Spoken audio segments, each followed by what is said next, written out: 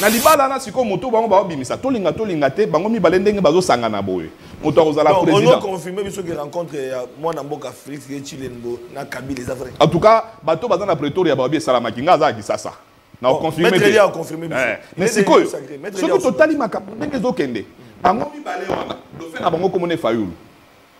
Do fait na bango mi balé wana. On a lecture sur moni. Moto ko protéger biloko ya ndoto. On a betel sola ndoto. Moto ko protéger biloko ya Tshisekedi na Kabila na Congo a koleka fayulu adate.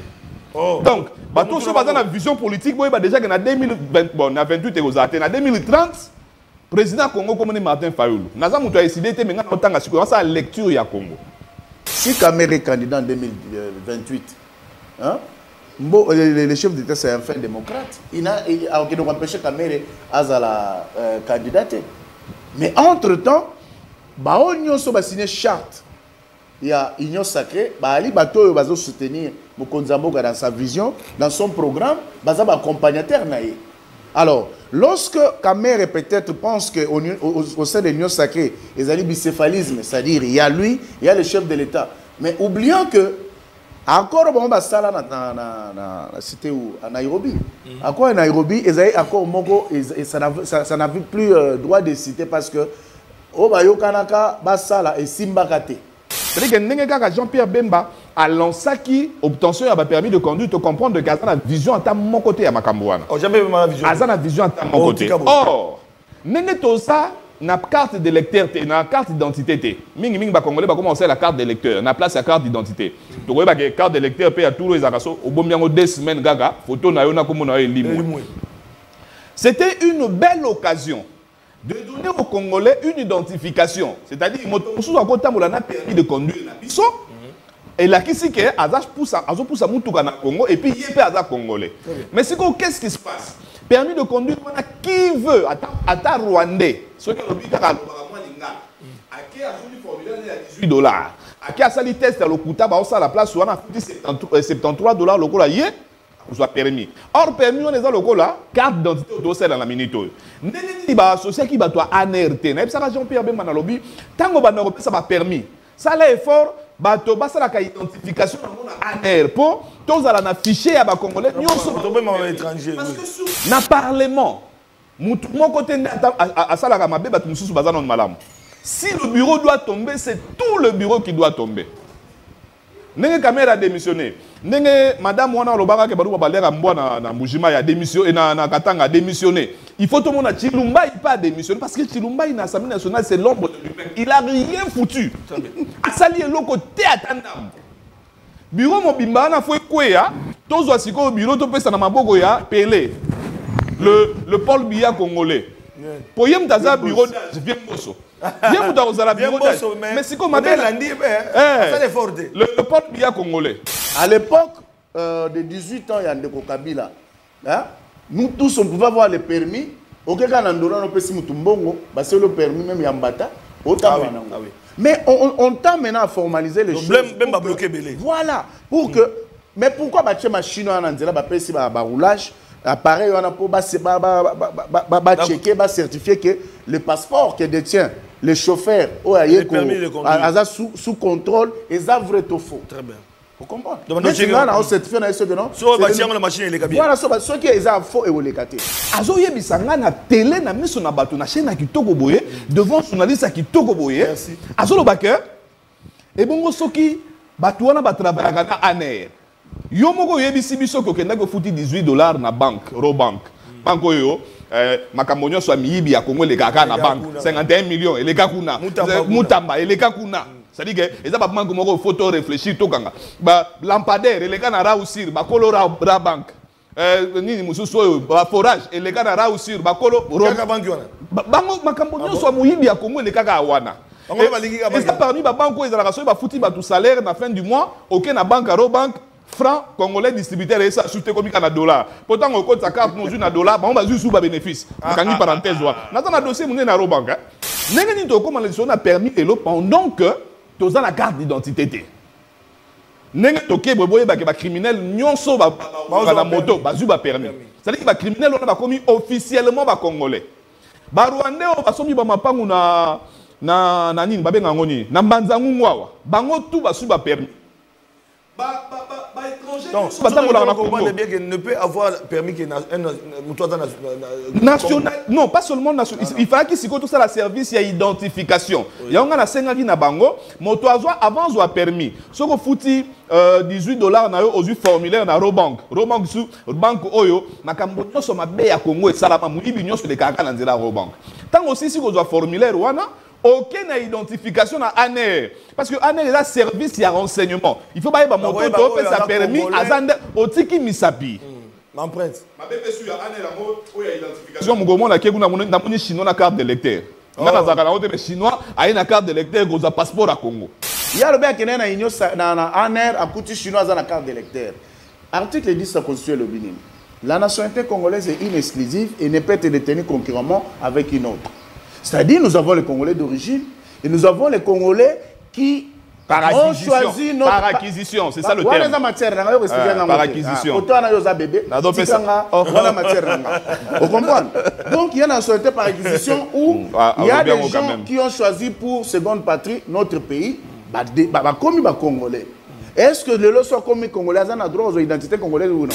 Zanga lokumu lelo ekoma ba détournement lelo ekoma ba problème à gauche à droite toko e batie bande ko balandi uluna bashege batondi na nzela misala ikeleve banda kongola banda kolela ti lelo azolela boninyo leta azali monguna ya peuple te bango babonga peuple anyo kwama boke zali na passe bande comment okufa bitumba bozali komona ba marche ba répression ba congolais papa santa zali ko betama pona ko luka ba solution po bongo na mamozali ko leka na mboka na salle du monde ne boka na nga Kinshasa motema pasi na leli ba konti bosala domona bobongisa aba l'impunité l'injustice la corruption nalobi kaka vérité po moko il faut ebonga congolais loba peuple nini alobaka te peuple loba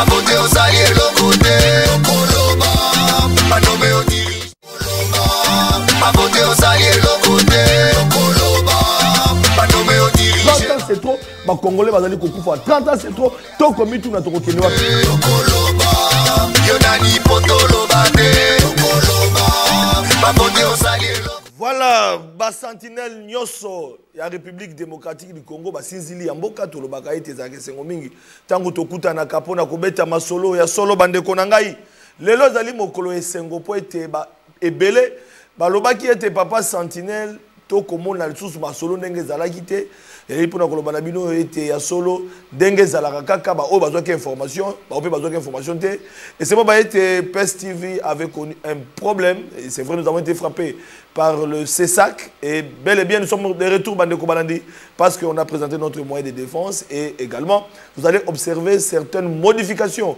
autour il y a un programme Nabiso Dengue Tomesana pour satisfaire bino population Nabiso nous disons encore une fois de plus merci beaucoup na bandeko nyoso oyo ba garder qui fidélité pe bazali ko continuer ko garder fidélité na programme il y a PES TV pour na ko guetter bino pour na ko informer bino pour na ko divertir bino parce que bobi était à travers tranche ya ma émission bozala toujours avec nous pour na ko landa maïbolingaka et surtout notre journal télévisé c'est vrai bolanda rapé bandeko balandi et nous vous disons encore une fois de plus merci aussi na bandeko nyoso oyo pe talaki na musika pe balobaki ete papa sentir émission na bino pe programme na bino esengele zonga nous disons encore une fois de plus merci à monsieur Christian Bosembe pourquoi pas aussi à toute l'équipe de CESA toute l'équipe qui nous a aidé plutôt parce que Sengebo a été Belé, on a reproché beaucoup de choses et surtout que ça venait de nos partenaires et Sengela qui Tomeka qu'on a aménagé, c'est comme ça que c'est une institution et accompagnée à Kaba Média parce que Bazali a souci était ba média nyoso ya mboka na biso ya solo se conformer na mibeko pe na déontologie éthique dengue et Sengeli et Salima. Nous sommes de retour bande Kobalandi. Alors, Likambetali contrôle a permis de conduire. c'est depuis hier, Bolandi pratiquement, bon ni embouteillage et Kobaki paye bande Kobele va répondre sportivement pendant qu'on est dans la banque, pendant qu'on souscrit dans le formulaire dans bango pour pas qu'il ne consomme va permis va permettre de passer par contrôle pour que makambo les kamalamo. Alors cette question ils qu'on diviser classe politique parce que population bazali ko là en dépit ya ba travaux aujourd'hui comme dans la ville province de Kinshasa ba embouteillage bana bazongi ki là c'est ba ça sous contrôle ya ba permis de conduire ce qui est une bonne chose, mais par rapport au vécu quotidien, il y a des Congolais, il y a des Kinois, il y a des parents, est-ce qu'il n'y a pas moyen de proposer un mécanisme comme un soulagement de la population, paix, usagers à la route, pourquoi pas aussi paix, permis. Nous allons essayer de réfléchir autour de cette question. Deuxième question, démission. Il y a président de l'Assemblée nationale Vital Kamerhe qui n'est plus président de l'Assemblée nationale. Il a déposé sa démission. Il a été clair, parce qu'il avait pris la parole dans la conférence de président. Puis à Talisaki, souci naye, dengue à Tambusaki, Assemblée nationale, et c'est mais question est-ce qu'il n'y a pas de crise na Katia? Visé par une pétition sacrée. Parce que de part, déjà, il y a Mwanamboka Vital Kamerhe, ça sous-entend beaucoup de choses. Parce que merci beaucoup, les réalisateurs qui parlent le même langage avec nous. Donc, beaucoup de sentinelles qui comme poser question à Vital Kamerhe. Est-ce que Vital Kamerhe a démissionné? Est-ce que vous avez été UDPS à comme on a CAP 2028? Selon l'accord, parce que nous devons débattre de cette question, Nairobi, et que pour que Félix Tshisekedi n'a pas respecté le contrat depuis la Mouka, et c'est là en 2023, Mwanamboka a zongame, a zongité. 2028, est-ce que IDPS a cause d'un candidat, topé dauphin, Oyo, à cause de la Trump, il y a Vital Kamerhe, il y a Trump, il y a Jean-Pierre Bemba. Bolanda qui était Jean-Pierre Bemba, mon commerce que le Bali Kambouana, va suspendre qui. Donc, il y a des questions qui se posent dans la opinion. Alors, démission à Vital Kamerhe, pour certains, c'est une crise. Parce que Vital Kamerhe a géré qui m'a monté. Mais sur l'Assemblée nationale, il a connu des problèmes. D'abord, dans le dossier 100 jours et depuis son avènement, dans cette Assemblée nationale, beaucoup de choses. Donc, qui aussi pense que l'Assemblée nationale, les députés vont jouer le rôle de la bangoté. Aucun contrôle parlementaire, les députés vont mettre des monuments, ils allent règlement des comptes, c'est-à-dire les députés vont prendre qui, ils vont faire l'élection qui m'a bé. Il y a 7 jours, il y a un député modèle, on a battu à Bango, malgré que Vital a promis de 15 000 à 20 000 $. Voilà, beaucoup de choses qui se racontent. C'était pour moi une façon de brosser un tableau, parce que c'est avec les invités que nous allons débattre de cette question. Nous avons 2 invités sur ce plateau. Moko Azali, membre de l'Union Sacrée, a signé qui charte. Félicitations. Qui paye. Mon amboka maître Pichu Malou, il peut signer qui charte. Il y a Union Sacrée, c'est pour dire que action pour un Congo uni, il y a mon amboka maître Eli Beni Kamalenga qui lui-même représente son parti sur ce plateau. Donc, joue son rôle en tant que communicateur à l'Union Sacrée, également un membre effectif avec son parti politique dans l'Union Sacrée. Bienvenue, Peboy Malam. Merci beaucoup de Papa Sentinelle, merci pour l'invitation, merci à la PS Télévision pour la Koyambabiso Lelo dans ce beau cadre. Félicitations à Effort Bossali parce que chaîne des arguments de sanction dernièrement là, vous avez présenté vos moyens de défense auprès de ça qui est une équipe Mobimba. Il y a un président qui s'est Bossembe où va juger de l'opportunité aux zones Sabino parce que après vous avez présenté, vous avez quand même fondé et valide.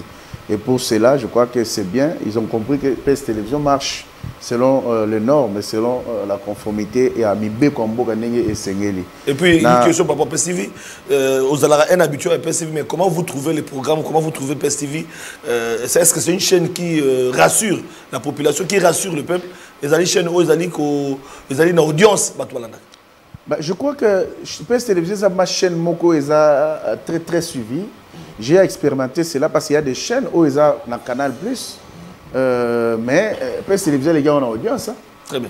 En tout cas, c'est très suivi. Le programme, ils ont très bien. Et c'est plus sur le que Green a mis le programme, ils ont aménagé, ils ont retouché. Parce que vous avez besoin d'aller plus loin.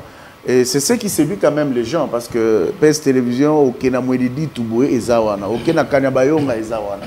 Voilà le Bumbaché, ils ont wana. Au Kenya Lubef, ils ont wana. Au Kenya Lomami, PS Télévision, ils ont wana. Le Mikili. Voilà, donc Sahel, il semble que c'est la monnaie qu'on a Paris. Oui, tu as Paris, moi, le Bango. Bah, il semble. Ok. Merci parce qu'on parle de Sahel, Patrick. Voilà, nous le recevons avec beaucoup de plaisir. Aussi notre invité, avec qui nous allons débattre de toutes ces deux questions. Au sommaire, je vous laisse la conduite sur la français.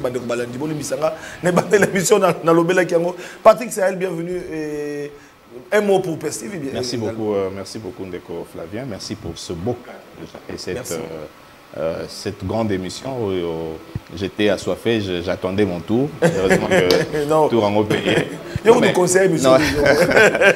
Déjà, il faut dire, PS TV, c'est parmi les chaînes qui ont fait rêver. Au moni la chaîne est bonne, dans la diversification et la programme. C'est-à-dire que chaîne est à la télé, chaîne Moroboé, chaîne on est dans la balle, chaîne on est dans la politique. C'est-à-dire que dans la PS TV, il y a de l'humour, il y a des documentaires, il y a des films aussi pour divertir la population ou le peuple. Il y a aussi des émissions, il y a thématiques politiques, le quoi auto ça là, des grandes tribunes, ce que l'équipe il faut la matière il y a côté ça tribune vous savez aujourd'hui aussi dans le domaine de émission le quoi auto ça émission qui toko boye et comme il y a bateau ba na TV non pas pour ça l'analyse mais pour ça la buzz. Alors na PS TV déjà ceux qui biso toujours ni makoya c'est que c'est une émission oyo ce que l'équipe et baki c'est lui au moins logo moko boye. D'abord émission baki c'est lui journaliste c'est pas baki c'est lui. C'est-à-dire que c'est quelque chose de bien, je jette de fleurs na promoteur il y a chaîne et pourquoi pas na yo morope pour une émission qui toko tozanango mais na petit caboité parce que au monde na Congo tokomi comme ça na mabe il y a une version de valeur, c'est-à-dire que tokomi comme on a le côté comme on soit espace mais surtout comme réunion sacrée réunion sacrée, c'est-à-dire que bango réunion sacrée bazana ba diplôme à lokuta au monde t'attendez le diplôme mais français lo pas la matin ba diplôme na le ministre de la jeunesse mais il y a pas des sous sur un plateau à na lokuta ya makasi. Si on a besoin d'aller battre ce gars, sinon qui charte en tant qu'individu, toi en tant que président d'un parti politique. Toi dans un parti politique, mon boye, tu évites ce que ça agrément. Je t'informe que moi qui m'a F92 ou yo comme ça dans un parti politique. Ça l'engage que lui hein. Ah ouais, je veux dire. Ça l'engage que lui. Oui, c'est un débat au Roloba. C'est mon ami. Jacques Chabani, le ministre, il y a intérieur. Parce que voilà un usurpateur. Moto a plateau, a un parti, mais a agrémenté. C'est-à-dire que nous avons ceux qui m'ont allé à convoquer tout le monde. Parti, agrément dans les awan. Est-ce que Jacques la partie, c'est pas moment non, mais on va comme ça. Tozo yo kana confirmer que le président a signé ordonnance et a nommé général.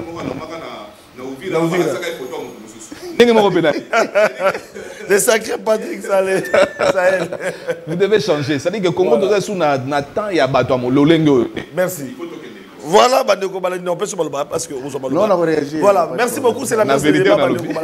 C'est un débat qui se passe dans toute objectivité, neutralité, impartialité. C'est dans le choc des idées.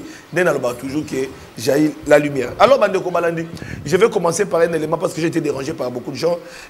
Tobana Fake News, voilà. Fake News, présentez Bisso. Bandeko Bamona. Élément, il y a Fake News Wana. Il y a un document qui circule dans la toile. Donc, même dans les réseaux sociaux qui sont revenus pour me poser la question. Et je confirme que l'élément Wana est Fake News. Et Fake News, pourquoi parce que Essengel Boy a été fondation de Denis Nyakero et Kozala déjà dans l'Assemblée générale. Il y a Nations Unies prévu déjà pour les 25 Oyo. Donc nous sommes à quelques heures et la fondation des Akero Tobenga Galona qui s'est présentée dans l'Assemblée générale des Nations Unies. Wapi, la lutte contre les violences sexuelles. Oyo, les cheval de bataille, maman Denise Akero, la très première dame, Azali Kobunda à travers fondation pour que Bameka peut soulager, aider la population, Bazali ko souffrir surtout dans l'Est de la République démocratique du Congo. Voilà le poison rwandais à travers la presse. Oyo, Bazali de mèche na Kagame pour couper sa information. Oyo, Bazali à l'Okuta. Et là, nous sommes en train de dénoncer. Peut-être que c'est un bande de connexion, on confrère, peut pas ça, madame. Donc, tous allez n'a besoin de la vraie information. Parce que ceux qui votent même. Dans la documentation, on a qu'ils rêve d'avoir détourné un montant de 15 millions, alors que on a 4 articles, il y a 609 750 000 $, on a presse internationale, la presse belge. Donc c'est pour dire que non, de telles informations, des fois, les autres la malamouté, ils allaient suivre. Donc on doit donner la vraie information parce que Toyebi et l'autre fondation, ils allaient même s'il y a reproché, mais on doit donner des bonnes informations. C'est ça la précision que je voulais donner au cours de cette émission. Parce que nous parlons de contrôle des permis de contrôle, et des permis de circulation plutôt. Moi, Namboka, Tobandi Nayo, Likambo, ils allaient déranger parce que c'est vrai qu'on doit passer dans le contrôle, dans le permis, mais chantier, chantier partout, déviation, tout ça, qui est là, si dans le mois de septembre, au même moment, contrôle, il faut seulement. Est-ce que, et puis dans la banque, Tonda, aux hommes pour former des copies, pas si, Tolanda qui ne commence pas, beaucoup de parties, ça y est, la souffle qui biso. Moi, on a vu, Nico Faye, à coller là, à un franc, il faut un franc, il faut un dollar. Mais un franc équivalent à cause. Donc, ça pose problème. Tout ça là, est-ce que l'État congolais, le gouvernement, ne peut pas. Et c'est un peu, il y a qu'à trouver une solution que nous sommes les Kanakimia, puis circulation de Maloba. Et puis, on a des permis de conduire. Oui, j'en ai. Oh. Oui. Pièce contre pièce. Pièce contre pièce. Papa Sentinelle. Ça fait ça, on a parti. Papa Sentinelle. Biso dogué na banque, on va faire na parti. Ah, parmi eux. Naza parmi Batuazo, il y a Liboso. Donc, permis de conduire à Permis de conduire dans Ngwana. Un bon citoyen. Donc voilà. Donc voilà mon permis de conduire, les nouveaux. Ça y est là, voilà. Mais avant la côte, avant la côte, on a quand même na chafou na mito batute parce que moi ça y est attaqué na Tongo. Tout ce qu'il dit n'engage que lui. Déjà, il faut regarder que moi, je n'ai fait aucune déclaration d'abord à ce qui concerne Mamboya Zoloba. Yo. En tant que journaliste, tu vas présenter les choses telles que au présenté en gros. Mais ACI, mon parti, est connu au ministère de secrétaire général. Connu tous les agréments. Mais j'ai connu tous les agréments. Tout l'andateur qu'on a bien. Parce que ici, on ne parle pas de moi. Maintenant, un journaliste a présenté au moment où je ne peux pas lui couper la parole. Oui, allez-y. Nous sommes membre de l'Union sacrée, il y a tout le monde le sait. Même yo place aux autres. Donc c'est pour te dire que j'ai un parti qui a même participé aux élections avec plus de 100 candidats. Sans agrément, mais participer à l'élection. C'est pour te dire que... C'est pour te dire que... Ils ont engagé Kakayo. Donc ACI et Yebani. Vous avez l'agrément. Oh, papa. Mais dans le billet, tu as le ministère intérieur. Ah, voilà, bien, ok. Mais on participe à une élection. C'est à l'agrément. Exactement. Après ça, numéro agrément. Voilà, il y a une parenthèse. Voilà, ils ont une parenthèse. Justement pour là. Voilà.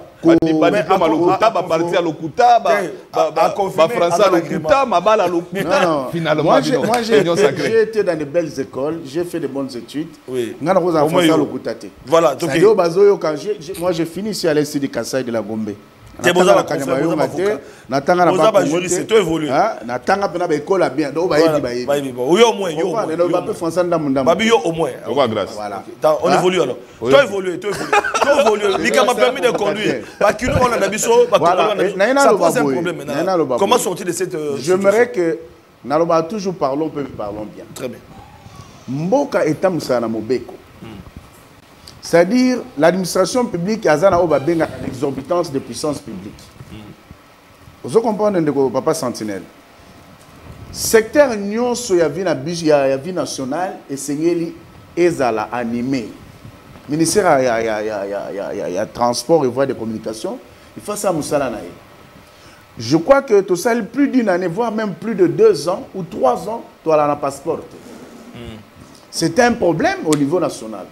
Alors, Bissora Congolais, non, il faut qu'on fasse tout aux passeport et tout ça. Mbokanino permis à rater, identité à la rater. Mais lorsque le gouvernement congolais a mis en place un mécanisme d'obtention, il y a un nouveau permis de conduire. Je crois que l'État a lancé une mesure. Tombela ya batuba qui ne permis. Na lelo oyo contrôle les bandits, il s'est passé tant vraiment milaï. Vous comprenez? Est-ce que et cause à un rapport voilà et cause à un rapport même pas dans la permis voilà et cause à un rapport nini na Marmo Banzela Quand bien même, cela relève aussi un tout petit peu dans le contrôle. Mais le contrôle, c'est tout à fait régulier. Et même non, non. Bien au contraire, les gens... Non, bien au contraire, il y a fluidité dans Banzela. Le contrôle continue. Non, mais il faut pas ça le contrôle parce que dans le bien, beaucoup papa sentinelle. Mais ça, combien exactement? Parce qu'on parle de passeport, ça dépend de la catégorie. Il y a ma catégorie. Ça dit procéder les abonnés. Ok, na banque, na banque, au sombi formulaire no $18. Bah on peut ça yo site ya Conadep, au eza ko fait partie na secrétariat général au transport. Tu vas trouver un certain nombre de questionnaires là-bas. Au s'exercer dans go so monique coquille ou so sombi tout tu te monique non, tu connais bien les codes de la route et bien la loi. Ok, maman que ça test na yo. Si tu réussis au sali test pratique et puis tu payes l'argent. Il y a obtention passeport. Le tout ça fait combien? Moi, on a dépensé qui d'abord $18 plus $71. Il y a catégorie B. Plus $6, il y a frais bancaires. Donc, au total. Donc, ça peut près 90. Oui, mais parce que. $95. Voilà. Donc, c'est pour te dire que. Essayer de se conformer des fois dans mon béco. Tu as critiquer l'État, tu as condité parce que comment ça contrôle. Oh non. Tu vas mettre Patrick Sahel. Non, non, conclut. On a tout information, non. On a biso et tout ça. C'est que je. Donc on a eu union sacrée, c'est normal. Non, non, ce n'est pas question de l'union sacrée. On ne peut pas prendre l'impunité comme ça, mode de vie dans Mboka parce que l'union sacrée. Qu'est-ce que l'union sacrée va voir dedans? Merci. Vous comprenez?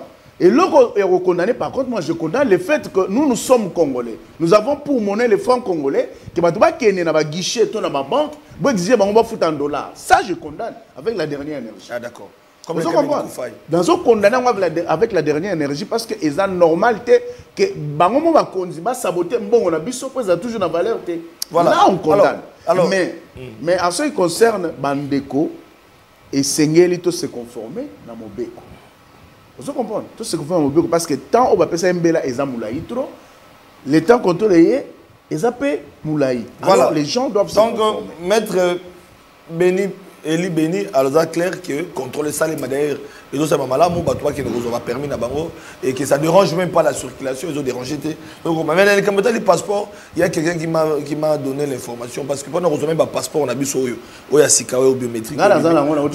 Mais tout ça, et puis c'est pas une difficulté, au lieu de moins de $100, tout ça, on a $200. Et comme il compte plus, donc, nous sommes en train de dénoncer la mauvaise pratique. Ils ont continué. Alors, moi, je vais mettre Patrick Sahel, même cas, ce qu'on a dit dans Mambarolo, parce que les Cambodgiens n'ont pas permis, ils ont dérangé, puis là, on a dit, Maître Eli, qui a dit que non, ça ne dérange pas, il s'est engagé, autant il a dit, il s'est engagé, il s'est autre dans Mboka. Eli Béni, si je suis un plateau, alors, il y a Mboka Tambolaka Mibeko, Mboka Tambolaka na système. Il y a une différence entre Mibeko et le système. Bon, au moment où ceux qui baillent na pouvoir, sans objectif, sans vision, ça la prévision, ça la peine la provision. On a des cas, il y a union sacrée. Quand il y a bateau, il y a union sacrée. Avant tout, il y a un passeport. Ça dit que na permis de conduire. Na français, qui trop embrasse mal les trains. Na évité qu'on traduise na chilou pour y comprendre, mais au Kosunga. Avant tout, il y a permis de conduire les lots. Na zoya na permis, mais na bandane bandeli. $900 millions et bima pona au NIP. Pour azan de Gonabango, il y a union sacrée au Bachap. Pour tous la carte d'identité. Tous parmi les seuls pays au monde où tout le monde a 100 cartes d'identité. Mais 900 millions bima. 900 millions de dollars. Tellement de dollars, des francs congolais. Bah l'IA place et Kenda, tu es bureau au NIP place et Zarapé doye sous-souté. Toko n'a permis de conduire. Obtention, il a permis de conduire et ça m'a rendu. La force des institutions dépend de l'animateur et l'institution. C'est-à-dire que Jean-Pierre Bemba a lancé qui obtention a permis de conduire, de comprendre que la vision à mon côté à Makambouana. Oh, jamais ma vision. La vision à mon côté. Or, ça, na carte d'électeur, na carte d'identité. Mingi ba congolais ba commencer la carte d'électeur, na place la carte d'identité. Tu vois que carte d'électeur paye à tous les araso au bon bien 2 semaines gaga, photo na yo na comme na limou. C'était une belle occasion de donner aux Congolais une identification. C'est-à-dire, il a permis de conduire la biso. Et là, qui c'est que Azach pousse à Moutouka na Congo et puis il est Azach congolais. Mais c'est quoi, qu'est-ce qui se passe? Permis de conduire, qui veut, à Rwandais, ceux qui ont dit que à qui a fait du formulaire à $18, à qui a sali test à l'Okuta, à la place où on a fait $73 le cola, soit permis. Or, permis, on est dans le cola, carte d'identité au dossier dans la minute. N'est-ce pas associé qui va toi ANRT, n'est-ce pas Jean-Pierre Bemba lobby, tant que ça va permis. Ça l'effort, bato basa la identification dans ANR pour tous à afficher à ba congolais étranger. Parce que surtout tout dans mon kilimo qui ça les no oyo, to la criminalité est mati. C'est-à-dire que moto musu soit criminel. A kokenda zu permis ANR yebiete a commis ko ça la mutu kana ko kidnapper batu ko ke côté kabare nege seri mo union 50 ka ibare na hôpital à HJA. C'est-à-dire que on donne le permis à tout le monde sans identifier. Or, ce que tu as qui bateau moko boy tu as na prévision, tu as na vision. Makamonyo so to mon alelo, que ça soit le permis de conduire, que ça soit le passeport, que ça soit carte d'identité. Nyon se ko kayipe ko sala na hôtel de monnaie. C'est-à-dire, tu as pas succursale. Tu as mis fichier moko ya moke ba benga ezaka na hôtel de monnaie pour sala ba passeport. Si le nom du son passeport, bango bazana 150 ba nyongo ya ba congolais 150 000 passeports. Thérèse Kaiko maintenant nous va délivrer parce que ils ont une firme étrangère. Neti na kala famille Kabila ne bazaki na batu na bango famille OEP ya bango tango yé balugi batu na bango mais batu na bango na faire étranger ba machine ezaka mi ça tout et ça la passeport. Or ceux qui ont eu passeport on a te délocaliser to bandi ko sala na hôtel de monnaie. To sombika filigrane. C'est-à-dire que sili. N'engeni to comment les a permis et l'eau pendant que tu as la carte d'identité. N'engeni to ke boye ba criminel nyonso ba la moto ba zu ba permis. C'est-à-dire que ba criminel on a commis officiellement ba congolais. Ba rwandais on ba sombi ba mapangu na nini ba benga ngoni na mbanzangu ngwawa. Bango tout ba su ba permis. Donc, ne peut avoir permis que national. Non, pas seulement national. Il fallait qu'il s'y tout ça la service, il y a identification. Il y a un senga qui na bango, moto avant soit permis. Ce qu'on fouti $18 na yo aux formulaire na Robank. Robank sous banque oyo, makambo nyonso mabe ya Congo et salama muibi nyonso le kaka na nzela Robank. Tant aussi si qu'on soit formulaire wana aucune identification à ANR. Parce que ANR est un service, il y a renseignement. Il faut pas y avoir mon topo, ça permis à Zande, au Tiki Misapi. M'emprunte. Ma bébé sur ANR, il y a identification. Mon gourmand, la Kéguna, mon chinois, la carte d'électeur. Dans la chinois, a une carte d'électeur, il a un passeport à Congo. Non, ça dit que, ça les logos à la va-vite. Échelle de priorité. Donc, même n'a pas bien planifié. Il n'a même pas une planification. C'est qu'on a une échelle de priorité. Voilà. Est-ce que c'était le moment? Tout il y a une autre nuance. Neni bozeli kaka période où yoba na bazongi classe. Pour bino pour le contrôle il y a permis et commis. Nenge to so la ba te belé bana misusu ba ke sous classe te pour chauffeur a poussa ka bango azana permis te. Batata misusu ba ke sous mosala te parce que moyen akene musala ezate pour azana permis te soki bakangio na nzela na gisasa to yebi nenge sala maka et comme ba $200. Permis en ngopé. Pour nous avoir un formulaire dans Robank. Robank a 30 personnes par jour. C'est-à-dire que si vous avez 32e personne, il faut y aller au lobby. C'est-à-dire qu'un pays sans loi, sans système, il y a un souffrir. Or, ceux qui vont délocaliser le système il a permis, le système il a carte de lecteur. Dans le centre, il y a carte de lecteur. Ok, on s'enregistre, agent ANR Azali, on Misapi, on a une base de données, les Kamapé, on a Congo, on a une base de données. Aïe, aïe, aïe. Il y a trop de problèmes. On a évoqué ma bébé, on a rencontré. Parce que sinon, on se prête. Maître Eli, Hollandi déjà dans un premier tour d'étape, Hollandi va bloquer lobby. Donc il a décrié certaines pratiques, puis à Makamo Moussous, accusé même Jean-Pierre Bemba, il a pensé que tout conseil pour faciliter le gouvernement, mais Bango Bakei, Bango Eki, Madame Té. Merci, Papa Sentinelle. Mais à répondre à Moutouna na hauteur. Il a dit qui trop mal embrasse, mal étreint. Et c'est de là où il est allé lui-même. Je ne connais aucun pays à travers le monde où il y a un système et non par des lois. El Bosso. Donc, quel est ce système Oyo, et Moussara Mokili, et les autres Samboka, ils allaient se référer à la loi. Tu comprends? Parce que ce qu'on dit, hiérarchisation, il y a une norme juridique dans chaque pays. Tu as toujours une loi suprême qui est la Constitution. Nous avons les lois et les règlements. Alors, que notre ami Sahel nous dise, c'est quoi le système face à la loi? Un système peut être mafieux. N'est-ce pas? Il peut être mafieux et il peut être réglementé selon que nous travailler selon des tâches au sol. Question est les lots contrôle les autres salement, ils ont créé des ordres, hein, ils ont un embouteillage qu'il ne fallait pas. Il devait être rencontré par rapport à la question. Mais il a évoqué certains points. Non, il est allé dans un... non, Sahel a un aspect où il y a critiquer et bah lobby que va salibo non mais à rencontrer toute la question parce que les loyaux ceux qui et un des débats non on ne doit pas sanctionner les députés ne peuvent pas faire cette initiative parlementaire non il y a personne qui ça cette initiative parlementaire c'est l'IDPS c'est l'union sacrée c'est le gouvernement c'est tel oubliant que les loyaux ministère nyonso toute institution nyonso à la République il faut fonctionner selon la prérogative où le Mobé reconnaître. C'est très important. C'est là où je dis que Sahel ne t'a pas rencontré.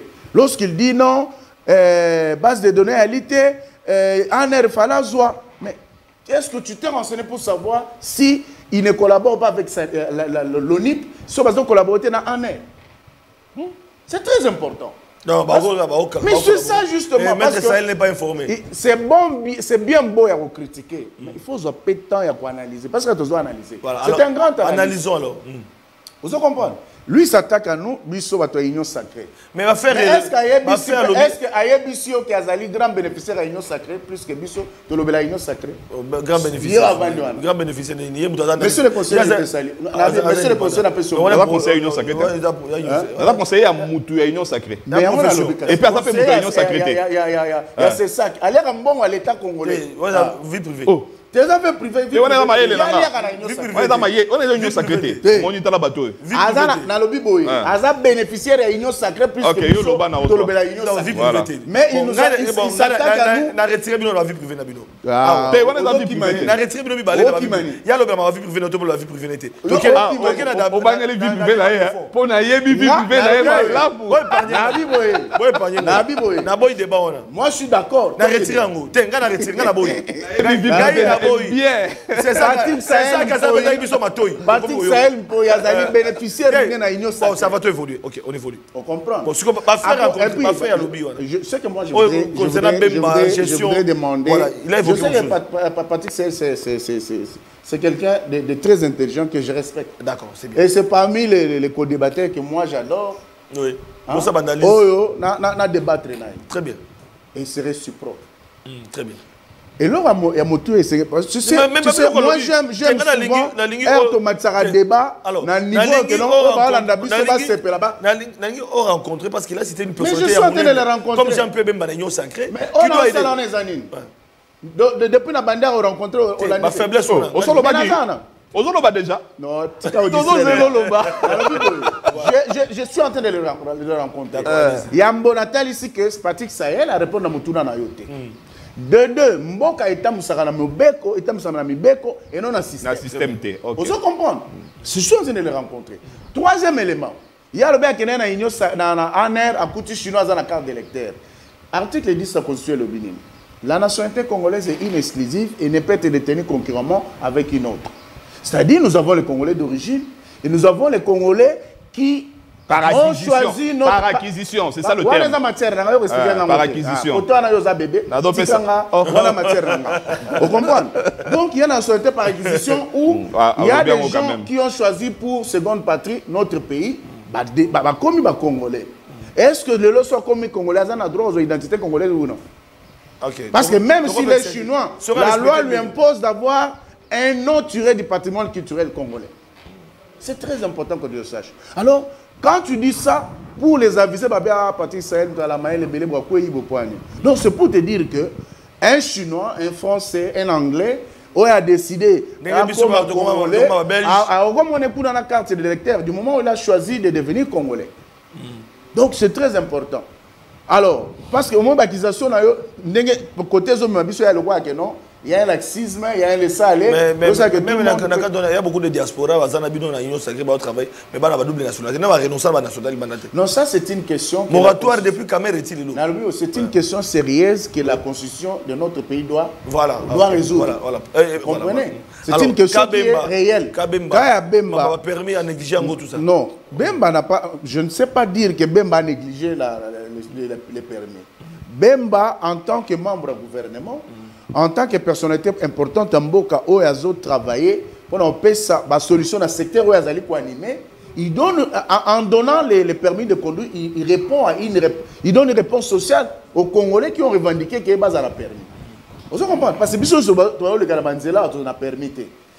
À l'époque de 18 ans, il y a un Kabila. Nous tous, on pouvait avoir les permis.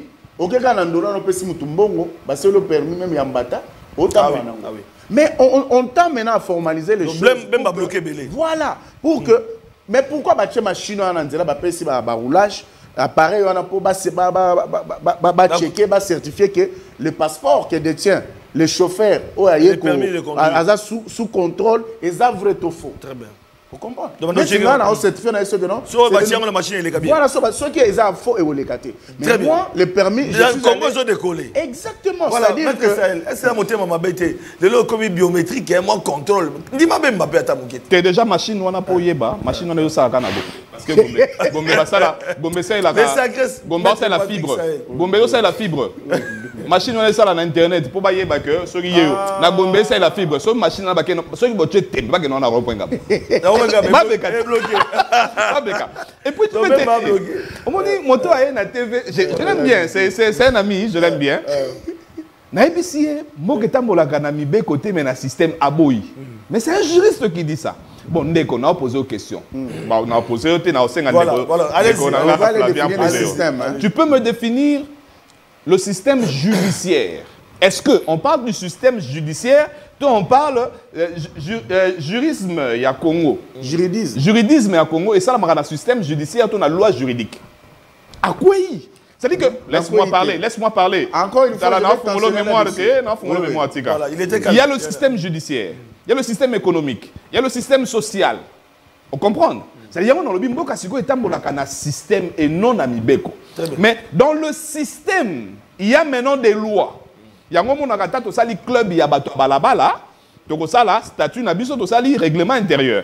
Mais il y a un système qui peut gérer ma kamouana. La loi système, et pire que ça. Azo yebisanga na télé na miso na bato na chaîne na kitoko boye devant journaliste à kitoko boye. Azo lo baker. Et bongo soki bato wana ba travailler na aner. Yo moko yebisi biso ko kenda ko futi $18 na banque, Robank. Banko yo makambo nyonso miyibi ya Congo le kaka na banque 51 millions et le kakuna mutamba et le kakuna. C'est-à-dire que les gens ne peuvent pas photo réfléchir tout kanga. Ba lampadaire et les gars na rausir ba kolo ra banque. Nini mususu ba forage et les gars na rausir ba kolo kaka banque wana. Bango makambo nyonso muyibi ya Congo le kaka wana. Et ça parmi ba banque ils ala so ba futi ba tout salaire na fin du mois, OK na banque Robank franc congolais distributeur et ça soute comme na dollar. Pourtant on compte sa carte nous na dollar, ba on va juste sous ba bénéfice. Kangi parenthèse wa. Na ton dossier mon na Robank. Mendeko. Mais amène-moi ça. Tant qu'on fout $18 na Robank. OK? Aussi si on fout à $18. OK? Au sali test virtuel. Pour virtuel il y a conduite et ça na Gombe kaka. Na ba citoyen landa le roi biso na bino et ça na téléphone. Au sali ni ba benga ngoni exercice ya test. Si ma OK na ndolo. Au sali test. Okoye bisanga na moment ni aner azo intervenir. C'est-à-dire que moto va appeler ça permis de conduire, aner a bien longinete. Aner a bien place de vandaraté. Au koloba, au PC adresse à Lemba, nous avons été vandara non na matete. Très bien. Bakoye ba pété. Est-ce que le PC aner musala makasi. Est-ce que aner on pas na musala?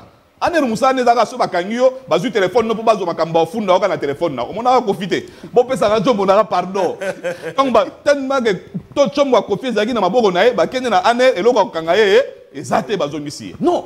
Mboka na biso ceux qui tolingi ke liboso. Voilà. Il faut to respecter système et non les lois seulement. Il nous reste 10 minutes autour de l'Assemblée nationale. Et monsieur Sili. Ah, c'est-à-dire que nous devons marcher selon le système. Il y a mon avis, Jean-Pierre Bemba. C'est bien, tout ça n'a pas ça permis. Mais là, quoi, liboso, qu'on a posé sa carte d'identité. Et là, quoi, liboso. Bon, tu connais ça, ma carte d'électeur, il y a usage unique. Beaucoup de ça mandaté. Dans le lobby, sous la prise de parole, on va payer 900 millions de dollars. Bon, nombre de Congolais au foot premier. Surtout que les gens na banque wana. Tout le monde a tout procès mon kala militaire boy, kala militaire tout procès permis de conduire. Voilà. Révélation faite, alors il nous reste 10 à 15 minutes. Machine wana emega okenga ba. Journaliste et démission du président Vital Kamerhe Bandeko Balandi et suscité par réaction. Basou balobi ke fuite en avant. Parce qu'on parle des dossiers, il y a mauvaise gestion dans l'Assemblée nationale. Et d'ailleurs, Pakebo, Doudou Fomba, à ce temps, à l'Obaki était, Bango, Bazana Nyongo, il y a parlementaire. Il y a frais de fonctionnement. Merci beaucoup de la réalisation qui parle le même langage, au moins aujourd'hui, dans mon réalisateur à la bien. Donc, Richard à la bien, donc c'est pour dire que Parlement. Ministre, il y a finance à répondre au Parlement. Mais question est qu'il y a eu des revendications, il y a des députés. Parmi les 8 revendications, Kamerhe n'a rentré parlementaire à satisfaire 7 points. Notamment, émolument, le foot inabango. De 15 000 à 20 000 dollars. Or, qu'à l'attente, on va être député, on va 20 000, 15 000, député, on va 5 000, 5 000 vérifier. Mais tu peux apprendre en gros les sous na rentrée dans la session et que bazolongwa de 15 000 à 20 000 députés. Bande comme ba député ba sa mosala nini ba député. Aucun contrôle parlementaire. Batu ba ko kufa na est. Batu ba ko kufa kala militaire batu ko kufa les sous bande ko baladi. Aucun contrôle parlementaire ba makambo le kandenga nini. Makambo le kanambo na biso bazo ba té. On parle de détournement, aucun contrôle, on ne comprend plus rien. Alors batu ba bien été élection seulement il m'a bé ba député ba député ensemble. Parce que les alliés Mokonzambo Kalingi Vital Kamerhe. Parce que Vital Kamerhe a été candidat potentiel en 2028. Il y a Union Sacrée à combattre. Parce qu'il a été candidat. Tango Kabila, il a été candidat. Tango et puis il sera candidat. Et Kobangi Tshisekedi pour habiter dans Okitanaï. Ça se raconte, ça se parle. Merci beaucoup de la réalisation. Mais le président de la République, il a eu à intervenir depuis hier pour dire que cette question est à Parlement. Ils allaient Likambo, ils allaient cuisine interne. Ça ne concerne pas. Au moins, il a parlé. Le président de la République a parlé, il a donné sa voix. Donc, c'est pour dire maintenant la question, maintenant, il faut s'interroger. Est-ce que vous allez crise d'union sacrée? Est-ce que Vital Kamerhe le mérite? Tout peut avoir Kuba entre UDPS et UNC, ou bien Bitouma Badinoso, parce que Bemba aussi peut d'après certaines sources. Alors, nous revenons dans l'union sacrée dans 3 minutes pour vous attendre qu'on rebondisse, nous sommes allés décrisper dans nos situations. Merci beaucoup, Papa Santine. Je crois que le président de l'Assemblée nationale, Vital Kamerhe, il a démissionné pour la situation entre deux faits. C'est-à-dire pour entre l'humiliation et la démission, il a choisi le moindre mal. À Boy, qu'on a humilié, il fallait qu'il a démissionné parce que ça lui donne encore un peu de temps. Hein? Il y a Atikali député simple, il n'est plus membre du bureau, il n'est plus, président de l'Assemblée nationale. Et je crois que ce qu'on lui reproche, ils ont cuisine interne. Deux mots, le chef d'État, ils ont cuisine interne, il y a des députés. Vous comprenez? Il y a une initiative parlementaire où ils ont marqué qui n'a rien à voir avec l'Union sacrée, hein, qui n'a rien à voir avec le chef de l'État. Les Arandenge Moko, Ndenge gouvernement congolais, Moko Nabango, a commetté Gimbeba, Moutamba, procédé et Tambousamiti, le président intervenir et ça. Non, non, non. Hein? Moussala est salement sans qu'il n'ait interféré. Mais pourquoi on va encore mêler le chef de l'État? Si Kamerhe est candidat en 2028, hein? Le chef d'État c'est un fin démocrate. Il a empêché Kamerhe à la candidate. Mais entre-temps, on a signé charte il y a Union Sacrée, Ali Bato va soutenir Mokonzamboka dans sa vision, dans son programme, Baza va accompagnateur. Alors, lorsque Kamer peut-être pense qu'au sein de l'Union Sacrée, il y a le bicéphalisme, c'est-à-dire il y a lui, il y a le chef de l'État. Mais oublions que, encore bon, c'était où? À Nairobi.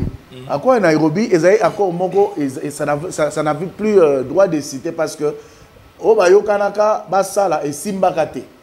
Vous comprenez? La majorité, lorsqu'ils ont signé avec l'Union, le FCC à l'époque, vous comprenez que ce n'était plus entre Kamer et Tshisekedi. Et comme il maintenant, Bango, Cash, non, FCC de Kabila à l'époque, parce que Kabila n'était pas la majorité, Bango, il fallait pas faire sa premier ministre. Et le chef de l'État a défendu Kamer et Bekeom, a apprécié direction à cabinet naïe. Vous comprenez? Mais lorsque Kamer a décidé de commencer à mettre la main sur les finances où il y a l'État, Kamer est arrêté, frustré à Keboloko, et Rabimi, il trouve encore grâce, chef d'État nommé vice-premier ministre de l'économie. Au qui a place à Kendegi, ceux qui 100 millions, il semblerait que 100 millions, il y a moyen de sous.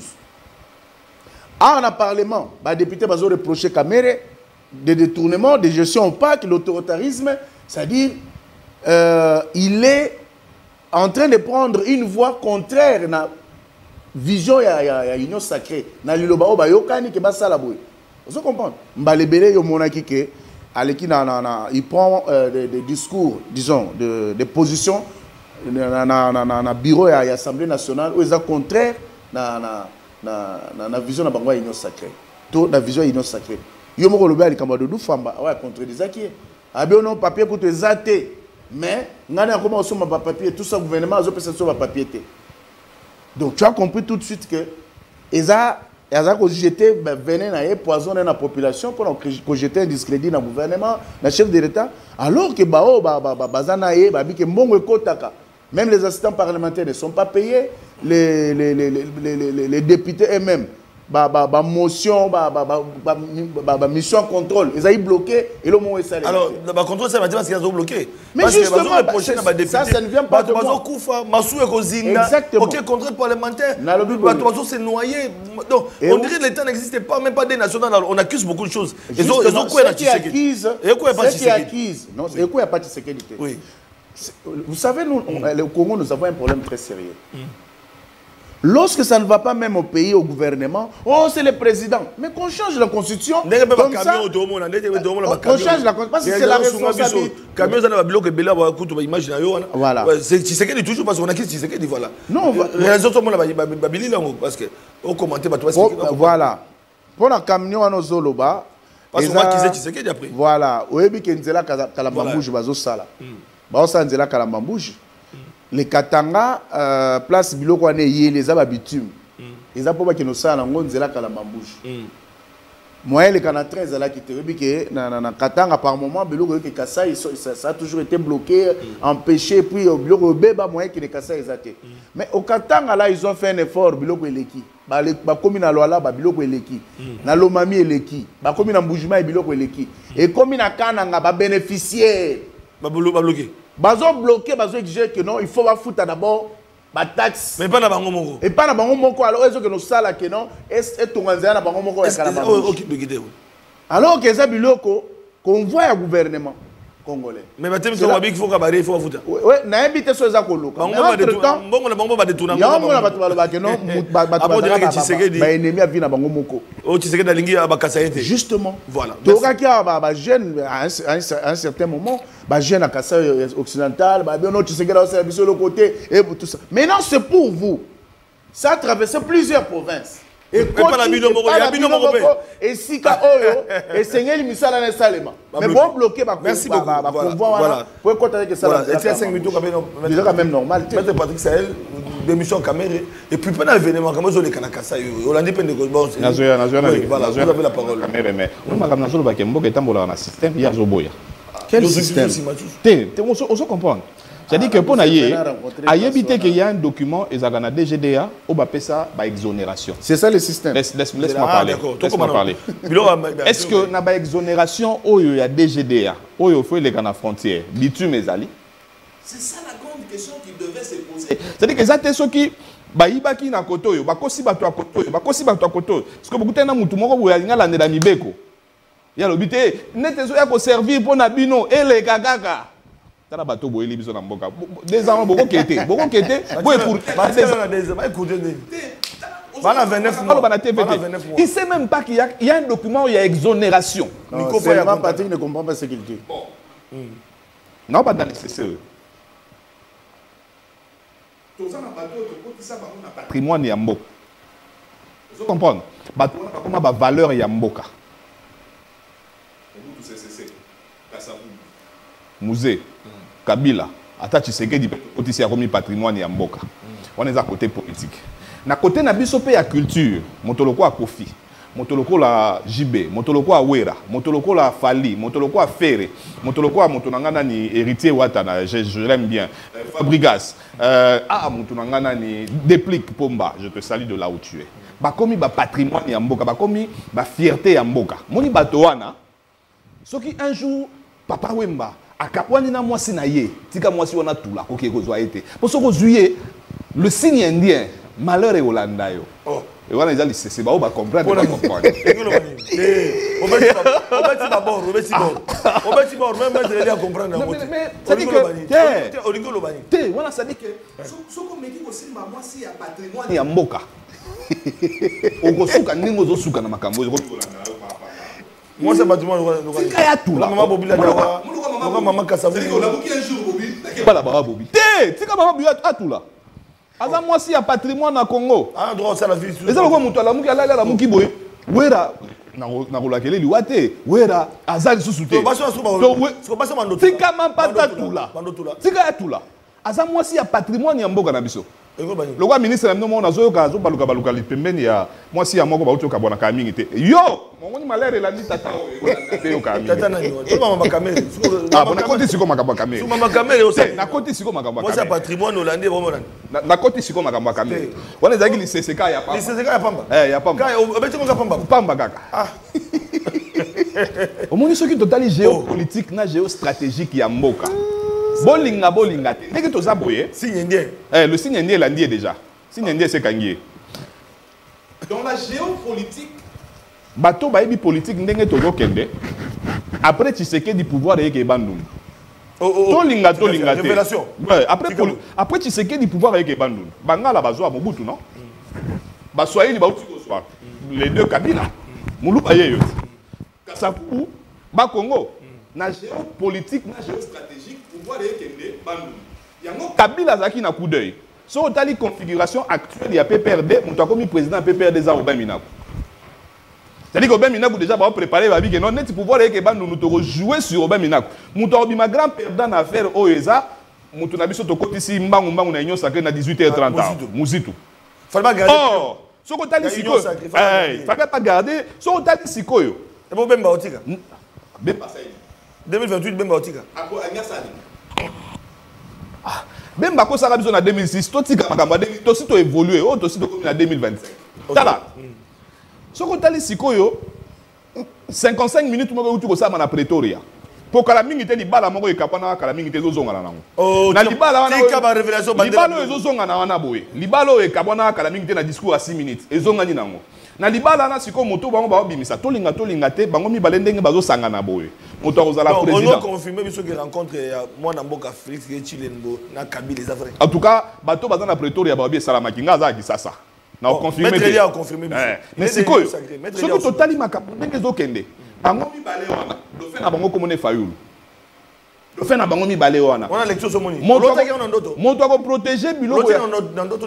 On a betel sur ndoto. Moto ko protéger biloko ya Tshisekedi na Kabila. Na Congo a koleka Fayulu azate. Oh. Donc, bateau so baza na vision politique boy ba déjà que na 2020 bon na 28 ezate na 2030 président Congo comme Martin Fayulu. Naza muto a décidé te menga otanga siko ça lecture ya Congo. Bon. Hein?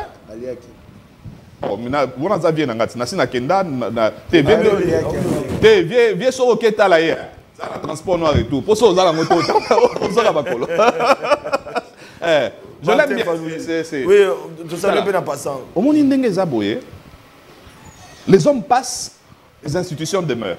Caméra au collègue. Pour ça, l'équipe, ça déjà démission. Mais institution fait mais si quoi yo? Na parlement, mon côté à ça la ramabé, bah tout sous bazar non malam. Si le bureau doit tomber, c'est tout le bureau qui doit tomber. Nenge caméra a démissionné. Nenge madame wana lobaka ke balu balera mbwa na Mbujima ya démissionné na Katanga a démissionné. Il faut tout le monde à Chilumba il pas démissionné parce que Chilumba dans l'Assemblée nationale c'est l'ombre de lui-même. Il a rien foutu. Asali eloko te atandam. Bureau mobimba na foi kwea, tozo asiko bureau to pesa na maboko ya Pelé. Le Paul Biya congolais. Pour yem taza bureau d'âge viens bosso. Viens vous dans la bureau d'âge. Mais c'est comme Mabé lundi le Paul Biya congolais. Mais c'est quoi yo? Mabé nango siko ezanini. Bureau d'âge ezalaka limité. Voilà, le Pépé Mbosso. Le Pépé Mbosso. Bureau d'âge azana makambo oyo, ma prérogative ya bureau d'âge ezalaka limité. Or to ke na session budgétaire. Session budgétaire, si on a mois de mars, avril, bureau d'âge moyen à Salango et Kozalate. Blocage. Ce qui a raté session budgétaire, année 2026, le professeur Baozaka na salaire à Malongate, enseignant, médecin, na salaire à Malongate. Ça veut dire que toi aussi, n'est déjà c'est salami boye, to baby c'est déjà Makambo. Makambo c'est baby. Alors, il va falloir que, mon moment où il ma diligence, pas voter bureau ya sika mbangu parce que bureau il faut quoi ya pour voter que caméra sali mabe mais Chilumba ça bien bureau d'AG Kota avec na mbangu bureau d'AG Kota ba ça la élection ya bureau ya sika mbangu allez mboketa voilà Pépé Mbosso autant muto na session budgétaire pour session budgétaire to kana fonctionnaire pour il faut kota na nini to benga ngoni na nini la loi financière il y a 2026 voilà. Parce que, en tout cas, Maître Béni, alors mettez-vous d'abord Maître Béni. Ah, pressé. On est pressé d'habitude. Pressé d'habitude, on est beaucoup de discussions à EAC. C'est là, on est pressé. Beaucoup de discussions à EAC. Pressé d'habitude, Oyo. Né, na Ouganda, on est Chili. Voilà, alors, dernier mot, 30 secondes, on termine. Non, dernier mot, ce qu'il faut retenir, Isaac. La débat, autour, il y a un parlement. Autour du Parlement, l'initiative est parlementaire. Il y a une cuisine interne, il y a des députés nationaux. Il faut tout le monde. Le président Kamere a déjà démissionné. La dame Seki Mounongo aussi a démissionné. L'initiative continue. Donc, tout ce qui est Kimezala, Mobé Kwetam Samandenge Ezala. Règlement intérieur. Il y a Parlement, il y a Ondéozala mise en activité et les autres institutions. Mais Tshisekedi n'a pas été derrière ça. Non, Tshisekedi n'est pas derrière ça. Yomoro bien que les alliés cuisine interne, il y a Parlement. C'est une initiative parlementaire. Mais qu'est-ce que Tshisekedi vient faire là-bas? Est-ce que Mamoutou fait Zara Soto, Mambousami Koudano, Tshisekedi a non, en tout cas, c'est Pelindenge à comprendre que Tshisekedi n'est pas derrière ça, Ndenge à lobby, parce que ça commençait à faire de trop. Oui. L'Isolo, il y a 15% rétro-commission, Tshisekedi à côté de la caméra. L'Isolo, il y a 51 millions d'habitants, il y a Nini. Tshisekedi à côté de la caméra, les gars de la TV, caméra, les pères de famille, ça, Montabalampade, caméra, je connais que c'est un monsieur intégré, loyal et consort, qui, à l'au moins de 20 ans à 0 ans. A commis à Sika. Mais tout le monde à Ketaka Boutana Tshisekedi, mais on entend dire que Tshisekedi a été moyen pour Tamakambouane, et pour Yoba dans ça, la Salimbe, Boyeba côté Léo, Salimbe, Baba côté Léo. Caméra déjà, c'est une histoire passée. Total Siko Liboso, mais Siko Total Makamumba, Mbang, Pombo, Cannabis, Wazana Posa. Mais ici, je dois souligner quelque chose. Neni Tozana Mboka, dollar a commis au Kitamebilo Rezomata. Oui. C'est très important. Dollar et Kitty, mais Bilo Mati. On doit en parler. Et là, on va dire 28 000 dollars et Kitty et comme 35 000. C'est là où on doit interpeller les ministres de l'économie avec et le gouverneur de la Banque centrale. Exactement. Le gouverneur de la Banque centrale. On ne peut pas avoir une adéquation entre la chute et le chute à dollar. On se salue, c'est la fin de l'émission. On se salue. C'est la fin de l'émission. Merci.